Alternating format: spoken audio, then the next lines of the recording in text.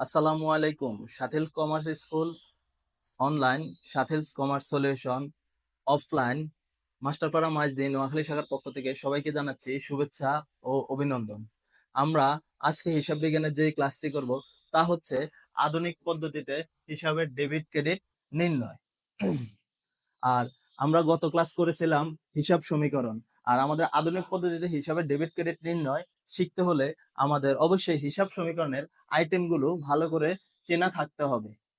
যেমন আধুনিক পদ্ধতিতে হিসাবের ডেবিট ক্রেডিট নির্ণয়, যেমন হচ্ছে হিসাব যেটা যেমন সম্পদ, দায়, মূলধন, উত্তোলন, আয়, ব্যয়। আর আমরা এখান থেকে লক্ষ্য করব, আর এটাই হচ্ছে এই যে আধুনিক পদ্ধতিতে হিসাবে ডেবিট ক্রেডিট নির্ণয়, এই যে আমরা ডেবিট ক্রেডিট নির্ণয় করি কিসের? লেনদেনের। আর এই ডেবিট ক্রেডিট নির্ণয়ের করাকেই বলা হয় জাবেদা। আর এটাই হচ্ছে জাবেদার বেসিক ক্লাস, এবং এই ক্লাস না পারলে, এই ক্লাস বলতে কি এবং এই হিসাবে ডেবিট ক্রেডিট নির্ণয় যদি তুমি না করতে পারো, তাহলে তুমি জাবেদায় কিভাবে ডেবিট এবং ক্রেডিট এটা করতে পারবে না। তাহলে আমাদের জাবেদার ডেবিট ক্রেডিট নির্ণয় করতে হলে অবশ্যই আমাদের হিসাবে ডেবিট এবং ক্রেডিট নির্ণয় করতে হবে। তো আমরা একটু সহজ ভাষায় দেখি। আমরা দেখলাম সম্পদ, দায়, মূলধন, উত্তোলন, আয়, ব্যয়। এখানে কিছু আছে ডেবিট ব্যালেন্স এবং কিছু আছে ক্রেডিট ব্যালেন্স। এখন আমরা সহজ ভাষায় বা সহজভাবে কিভাবে হিসাবে ডেবিট ক্রেডিট নির্ণয় করব আমরা তা দেখি, ঠিক আছে? যেমন আমরা যদি ইকুয়াল টুর এই পাশে দেখো উত্তোলন মাইনাস ব্যয় মাইনাস, এই দুইটা যদি আমরা ওই পাশে নিয়ে যাই তাহলে কি হবে? প্লাস হয়ে যাবে। যেমন সম্পদ, আমরা দেখবো হিসাব সমীকরণের এই পাশটাতে যে মাইনাস গুলো আছে, যেমন উত্তোলন এবং ব্যয়, এইগুলাকে যদি আমরা সমানের ইকুয়াল টুর এই পাশে নিয়ে আসি, ইকুয়াল টুর সমান সমানের এই পাশে নিয়ে আসি, তাহলে এই মাইনাস গুলো কি হয়ে যাবে? প্লাস হয়ে যাবে। তাহলে আমাদের একদম শর্টকাট ভাবে হিসাবে ডেবিট ক্রেডিট নির্ণয় করার জন্য এই এই এই পদ্ধতিটা হচ্ছে সবচেয়ে শর্টকাট পদ্ধতি। এবং আমরা ধরে রাখবো এই যে এই আইটেম গুলা, এগুলা সব ডেবিট ব্যালেন্স, এবং এই আইটেম গুলা এগুলা সব ক্রেডিট ব্যালেন্স। আমরা যদি আমাদের বইতে যেভাবে লেখা ছিল যে সম্পদ বৃদ্ধি পেলে ডেবিট, হ্রাস পেলে ক্রেডিট, দায় বৃদ্ধি পেলে ক্রেডিট, হ্রাস পেলে ডেবিট, আমরা এইভাবে আমাদের মনে থাকবে না। কিন্তু আমরা যদি এই যে এটা সমীকরণের মাধ্যমে শিখি, তাহলে আমাদের আর মুখস্থ করার কিছু নাই, বুঝলে হবে যে এই মাইনাস গুলোকে আমরা এই পাশে নিয়ে আসলে প্লাস হয়ে যাবে। যেমন সম্পদ, উত্তোলন, ব্যয়, এগুলা সব ডেবিট ব্যালেন্স। এগুলা সব মনে রাখবা কি, এইগুলা সম্পদ, উত্তোলন, ব্যয়, এই তিনটা কি ব্যালেন্স? Debit balance. দায়, মূলধন, আয়, এগুলা কি ব্যালেন্স?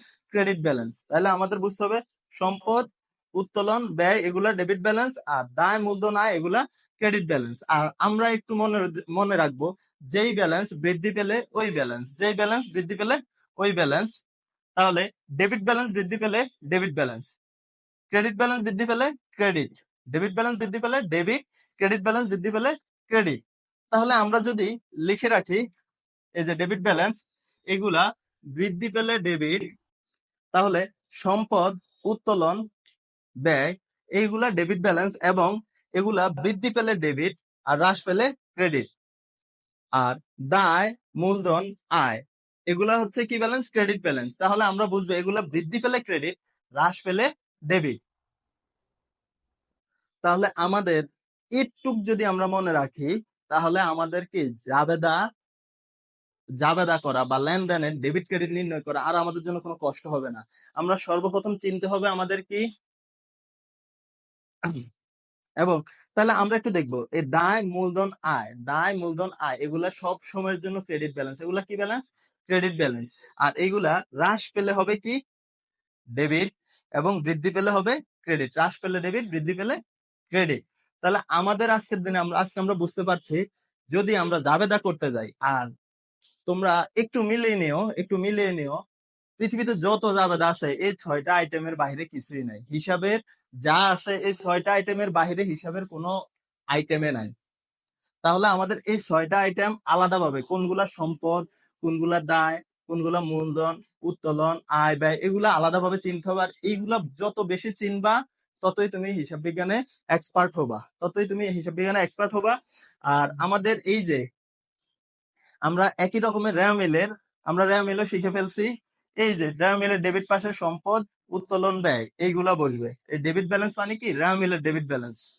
এরপরে দেখো দায়, মূলধন, আয় এগুলা ক্রেডিট ব্যালেন্স মানে ড্রায়ার মিলের ক্রেডিট ব্যালেন্স। তাহলে ড্রায়ার মিল শিখতে আর আমাদের কিছুই শিখতে হবে না। যদি আমরা এই 6টা আইটেম চিনে যাই, তাহলে এই 3টা আইটেম সম্পদ, উত্তোলন, ব্যয় এগুলো আমরা ডেবিট পাশে বসাবো, দায়, মূলধন, আয় এগুলো আমরা ক্রেডিট পাশে বসাবো। এবং আমরা এই যে সম্পদ বৃদ্ধি পেলে কি? ডেবিট। আর সম্পদ হ্রাস পেলে ক্রেডিট। উত্তোলন বৃদ্ধি পেলে ডেবিট, হ্রাস পেলে ক্রেডিট। ব্যয় বৃদ্ধি পেলে ডেবিট, হ্রাস পেলে ক্রেডিট। দায় হ্রাস পেলে ডেবিট, বৃদ্ধি পেলে ক্রেডিট। মূলধন হ্রাস পেলে ডেবিট, বৃদ্ধি পেলে ক্রেডিট। আয় হ্রাস পেলে ডেবিট, বৃদ্ধি পেলে ক্রেডিট। তাহলে আমরা বুঝবো, আমরা এখান থেকে কি বুঝলাম? যে আমাদের একটা সম্পদ যদি নতুন আসে তাহলে এটা বৃদ্ধি পায়, তাহলে এটা কি হবে? ওই সম্পদটা ডেবিট হবে। তাহলে আমরা জানি কি হিসাবের কয়টা?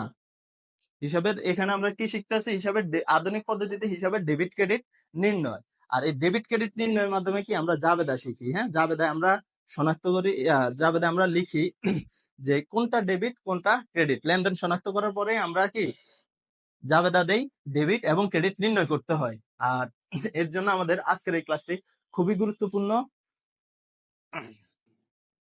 আর আমরা আস্তে আস্তে কিছু জাবেদা এক্সারসাইজ করব এবং আমরা স্টেপ বাই স্টেপ সম্পদ, দায়, মূলধন, উত্তোলন, আয়, ব্যয় এগুলা তোমাদেরকে চিনাবো। আর এইগুলা না চিনলে তুমি কখনোই হিসাব বিজ্ঞান পারবা না। হিসাব বিজ্ঞান মুখস্থের জিনিস না, হিসাব বিজ্ঞান হচ্ছে বুঝার জিনিস। তুমি সম্পদ গুলা বুঝবা, দায়, মূলধন এইগুলা প্রত্যেকটা আইটেম বুঝবা, এবং এইগুলার এই 3টা আইটেম এগুলা সবসময় ডেবিট থাকে, এগুলা সবসময় ডেবিট ব্যালেন্স। আর এগুলা বৃদ্ধি পেলে ডেবিট হবে, হ্রাস পেলে ক্রেডিট হবে। আর এই 3টা আইটেম সবসময় ক্রেডিট ব্যালেন্স। এইগুলা হ্রাস পেলে ডেবিট হবে, বৃদ্ধি পেলে ক্রেডিট হবে। আচ্ছা, আমরা এখন একটা জিনিস দেখি, যেমন জনাব রহমান 1 লক্ষ টাকা নিয়ে ব্যবসা আরম্ভ করলো। তাহলে দেখি তো আমরা এখানে প্রভাব আছে কিনা। 1 লক্ষ টাকা আনছে, তাহলে কি ভাই নগদ টাকা আসছে না? এই নগদ কি? তার একটা সম্পদ। আর এই সম্পদ কি? 1 লক্ষ টাকা আনার কারণে কি নগদ নামক একটা সম্পদ বৃদ্ধি পাইছে। তাহলে আমাদের এই সম্পদ বৃদ্ধি পেলে ডেবিট, তাহলে আমরা দিব নগদান হিসাব ডেবিট। এবং এই নগদ টাকা আনার কারণে তার কি বৃদ্ধি পেয়েছে? মালিকের মূলধন বৃদ্ধি পেয়েছে। আর আমরা জানি মূলধন কি? বৃদ্ধি পেলে ক্রেডিট। তাহলে আমাদের জাবেদা কি হয়ে গেল? নগদান হিসাব ডেবিট, মূলধন হিসাব ক্রেডিট। আচ্ছা, একই রকমে আমরা দিলাম যে 2 লক্ষ টাকার পণ্য নগদে বিক্রয় করা হলো। আচ্ছা, তাহলে দেখো নগদে যদি 2 লক্ষ টাকার পণ্য বিক্রয় করি আমরা, তাহলে আমাদের কি হবে?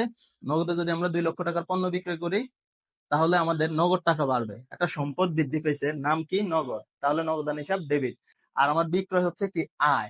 আয়ও বৃদ্ধি পাইছে। আয় কি পাইছে? বৃদ্ধি পাইছে। বিক্রয়ের মাধ্যমে আমাদের আয় বৃদ্ধি পাইছে না?